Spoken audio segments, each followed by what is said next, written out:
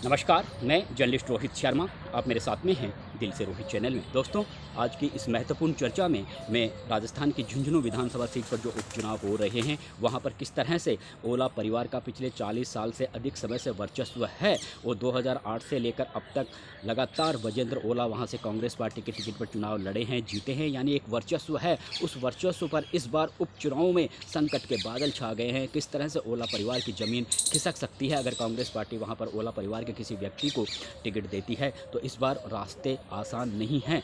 थोड़ा इस पर मैं चर्चा करूंगा। लेटेस्ट अपडेट झुंझुनू विधानसभा सीट की मैं आपको दूंगा, लेकिन इससे पहले मैं आपको एक महत्वपूर्ण जानकारी ये देना चाहता हूं कि विजय बैंसला जो देवली उनियारा से बगावत का झंडा गाड़े हुए हैं, भारतीय जनता पार्टी में टिकट की दावेदारी कर रहे थे। पिछले विधानसभा चुनाव में वो चुनाव हार गए थे भारतीय के कैंडिडेट, भाजपा के कैंडिडेट के तौर पर कांग्रेस कैंडिडेट हरीश मीणा से, लेकिन फिर से टिकट की मांग कर रहे थे। अब की बार उन्हें टिकट नहीं दिया।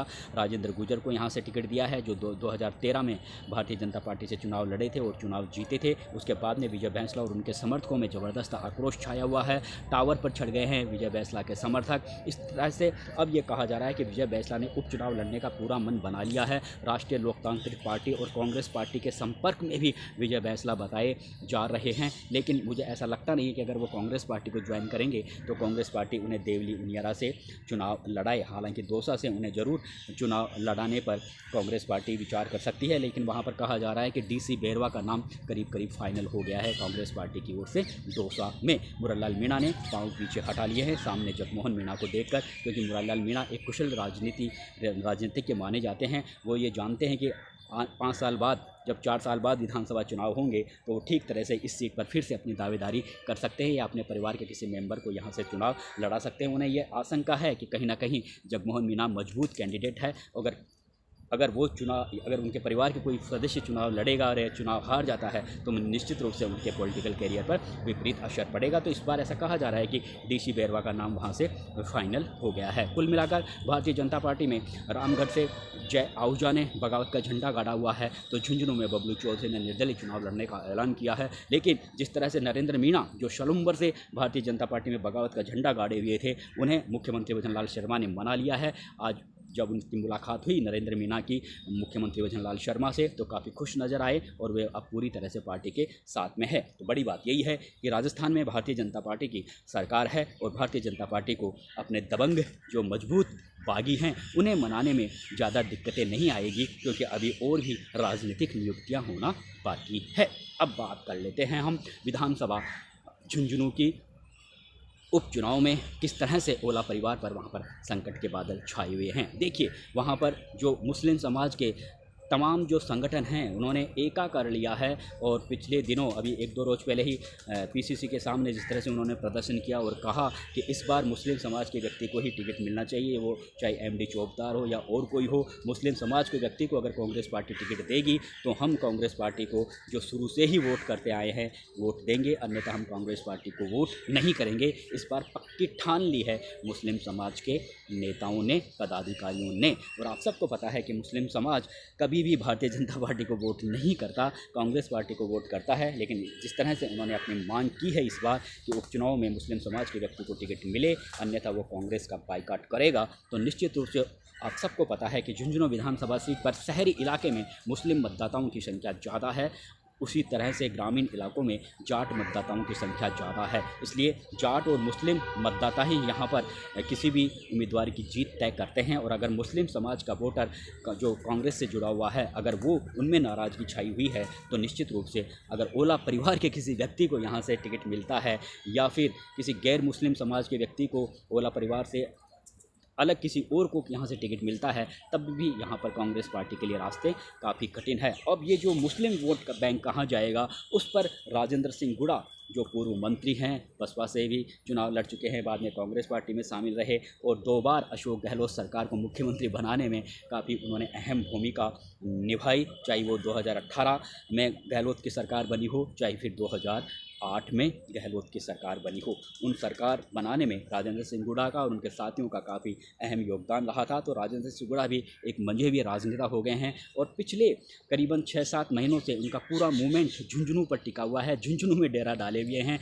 छोटी मोटी कोई भी गतिविधि होती है, चाहे वो क्राइम से संबंधित हो या और कोई मामला हो, वो तुरंत पीड़ित को न्याय दिलाने के लिए मौके पर पहुंच जाते हैं। मीडिया में छाए हुए हैं, सोशल मीडिया में छाए हुए हैं। एक तरीके से अपना वोट बैंक वहाँ पर वो पक्का किए हुए हैं। और मुस्लिम समाज को लेकर जिस तरह से उनकी बयानबाजी आ रही है, उससे ये कह सकते हैं कि अगर कांग्रेस पार्टी ने ओला परिवार के व्यक्ति को ही टिकट दिया या फिर मुस्लिम समाज से अलग किसी को अन्य को टिकट दिया, तो फिर ये जो मुस्लिम वोट बैंक है, आप सबको पता है कि भारतीय जनता पार्टी को मुस्लिम समाज वोट कभी भी नहीं करता, तो वो सारे का सारा वोट राजेंद्र सिंह हुड्डा को जा सकता है। राजपूत वोटरों की संख्या भी यहाँ पर काफ़ी अच्छी तादाद में है, इसलिए कोई बड़ी बात नहीं। राजेंद्र सिंह हुड्डा यहाँ से कड़ी टक्कर, इस मुकाबले को त्रिकोणीय तो बना सकते हैं और कोई बड़ी बात नहीं। जिस तरह से भारतीय जनता पार्टी में बबलू चौधरी ने यहाँ पर निर्दलीय चुनाव लड़ने का ऐलान किया है, तो इन सब कांग्रेस में जिस तरह की हालात बने हुए हैं, इधर से बबलू चौधरी ने निर्दलीय चुनाव लड़ने का ऐलान किया है, तो ऐसी स्थिति में राजपूत वोट बैंक के सहारे, मुस्लिम वोट बैंक के सहारे और जिस तरह से उनका अभी तक का मूवमेंट रहा है झुंझुनू में राजेंद्र सिंह हुड्डा का, तो वो कोई बड़ी बात नहीं, वो यहाँ से चुनाव जीत भी जाए। तो ये जो ओला परिवार के लिए इस बार चुनाव लड़ना काफ़ी टेढ़ी खीर रहेगी अगर कांग्रेस पार्टी बजेंद्र ओला की पत्नी या बेटे को यहाँ से चुनाव लड़वाती है या फिर किसी और को टिकट देती है, तभी भी यहाँ पर मुश्किलें हो सकती है अगर मुस्लिम समाज के व्यक्ति को यहाँ से टिकट नहीं दिया तो। और आप सबको पता है कि यहाँ पर इस सीट पर ओला परिवार का ज़बरदस्त दबदबा रहा है पिछले 40 साल से अधिक समय से। 2008 में जब बजेंद्र ओला यहाँ से पहली बार विधायक चुने गए थे कांग्रेस पार्टी के टिकट पर, वे लगातार चुनाव जीतते रहे हैं। 2013 में भी वो शानदार तरीके से चुनाव जीते थे, जिस समय नरेंद्र मोदी भाजपा में छाए हुए थे, लेकिन उस समय भी उन्होंने चुनाव जीता था। इससे पहले हालांकि वो 3 चुनाव हार भी गए थे जब 1996 में यहाँ से उनके पिता शीशराम ओला सांसद बने थे और जब उस चुनाव में बजेंद्र ओला को कांग्रेस पार्टी ने टिकट दिया था तो वे चुनाव हार गए थे। 1998 में भी जब चुनाव हुए, बजेंद्र ओला को कांग्रेस ने टिकट दिया, वो चुनाव हार गए थे। इसी तरह से 2003 में भी कांग्रेस पार्टी ने बजेंद्र ओला को तीसरी बार टिकट दिया और सामने थी जब सुमित्रा सिंह ने भारतीय जनता पार्टी के टिकट पर यहाँ से चुनाव लड़ा था, तो यहाँ तीसरी बार भी 2003 में बजेंद्र ओला चुनाव हार गए थे। यानी बजेंद्र ओला भी यहाँ से 3 बार चुनाव हार चुके हैं। और आप सबको पता है कि सुमित्रा सिंह 1962 से लेकर 1977 तक 4 बार कांग्रेस पार्टी के टिकट पर ही यहाँ लगातार विधायक चुनी गई थी। इससे पहले सबसे पहले 1952 में नरोत्तम लाल जोशी कांग्रेस पार्टी के टिकट पर चुनाव लड़े थे, चुनाव जीते थे। 1957 में नरोत्तम लाल जोशी को फिर से कांग्रेस पार्टी ने उम्मीदवार बनाया, चुनाव लड़े और चुनाव जीते। यानी 1952 और 1957 के अलावा और उसके बाद में 1962 से 77 तक सुमित्रा सिंह कांग्रेस पार्टी के टिकट पर चुनाव लड़ती रही और चुनाव जीतती रही। अब जब 1980 में ऊपरी स्तर पर कांग्रेस पार्टी में विभाजन हुआ था, इंदिरा गांधी गुट की ओर से शीशराम ओला ने यहाँ से कांग्रेस पार्टी के टिकट पर चुनाव लड़ा और वे चुनाव जीते। 1980 में 1985 में वो फिर से कांग्रेस पार्टी के टिकट पर चुनाव लड़े इंदिरा गुट की ओर से और वो चुनाव जीते। लेकिन 1990 में वो चुनाव हार गए थे मोहम्मद माहिर से।